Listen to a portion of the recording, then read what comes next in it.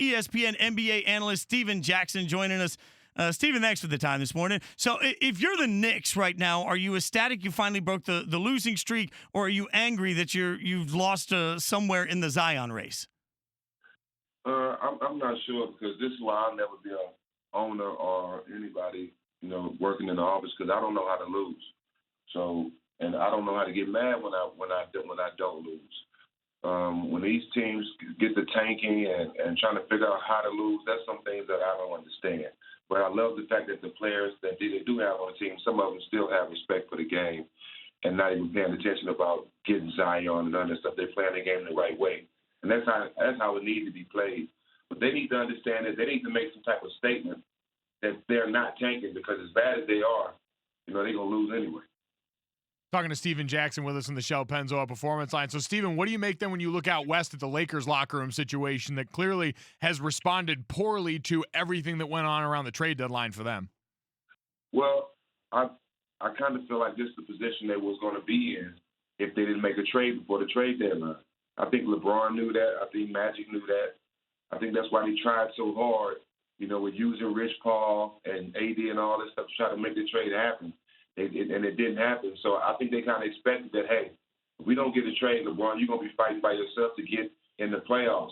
This ain't the Eastern Conference. LeBron can get to the playoffs by himself in the Eastern Conference. It's a whole different monster in the West. Yeah, but Steven, you're a leader, right? Like in here, you're talking to me. I want to run through a wall. That's what you do, right? Like, who can step up and have the ear of the guys in the Lakers locker room that may not be as engaged? How does that get fixed?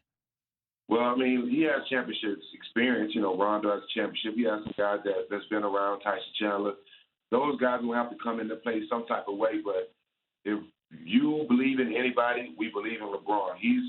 We counted him out so many times over the years, coming back, got down 3-1, winning the championship. He's always done what we said he couldn't do. So I'm not going against LeBron. I really feel that he can get him to at least the 8th spot, but this is going to be the hardest he ever had to work to get to the playoffs. Steven Jackson with us on Golic and Wingo, ESPN NBA analyst. You can see him on the special edition of The Jump today, 3 p.m. Eastern, live from Charlotte, leading up to the NBA AllStar Weekend, coming up with all this. And I know a lot of the conversation lately has been on the respective streaks of Russell Westbrook and James Harden. I saw you had some interesting words for James Harden in the midst of all this scoring. Hasn't necessarily translated to winning for them. When you look and assess 31 straight games of 30-plus points, in your mind, is it really energy focused in the right spot for him? Well, I mean, I would never say that his energy is not focused on winning, because, Capella's out, Chris Paul been out, so he definitely has to score a lot of points for them to win, especially with having guys in and out the lineup. But that's not winning basketball. Dribbling and ISO. I love James like a little brother. I'm a big fan of James, but that's not winning basketball. And I'm not saying he's not playing winning basketball, because that's his game. And his game is highly effective. He's one of the best scorers in the league, but it's not a winning strategy, because come the fourth quarter of the game, when he's been dribbling the ball all game and ISOing, when they double him in the playoffs in the fourth quarter, he got to kick it with 2 minutes left, and you pass it to a guy who hasn't touched it all game. You can't expect him to make that shot. So it's not winning basketball, but it's attractive to the game. He's a great player, so he's just doing his job, but it's not winning basketball. And I think anybody that knows the game, as Kobe said it before, he's won 5 championships. It's not winning basketball, but it's not taking anything away from James as a player, because we understand he has to play that way with injuries, but it's still not winning basketball. We're talking to ESPN NBA analyst Steven Jackson. So stick there for a second, Steven. If you're this far into the season and that's the style you play, how hard is it then to adjust to what you define would be winning basketball for Harden and the Rockets now? Well, to me, it's hard because, one, they don't have a defensive coach, so they can't just, the defense is lacking because you lose Trevor Ariza, one of your best defenders, and the defense has been okay. You don't have Capella in, so you don't have a shot blocker. But I think for the most part, other guys got to have to be aggressive. You can't just rely on Chris Paul to come in, on Eric Gordon. You have to. They were good last year because Ariza was hitting timely threes. P.J. Tucker was hitting timely threes. You had a group of guys that was making plays, when James wasn't going one-on-one. And I don't think that style of play can come back. You can't just snap your fingers and that style of play come back. But the other guys are going to have confidence in their offense. And I think the coach is going to have to show these guys that they have confidence or give them the confidence to shoot, because right now it's all about James.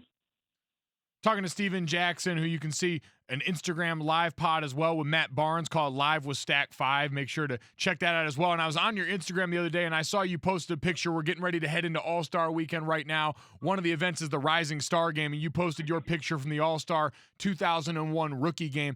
From a player's perspective as a young player, what was that experience like getting on the court with all those guys in that setting at All-Star Weekend? Well, for me, that was my first year, and I never knew that I wouldn't be back. You know, I had some incidents in my career with the brawl and the shooting at the strip club that prohibited me from ever making another All-Star team. And it wasn't my play, because my play, I had 5 or 6 All-Star years that I should have made it, and I was told I should have made it, but I didn't make it because of the way I was looked at, the way people looked at me from 2 incidents, from being there for my teammates. So you gotta live in the moment, because you never know when you'll be back. That was a great year for me, a great experience my first year.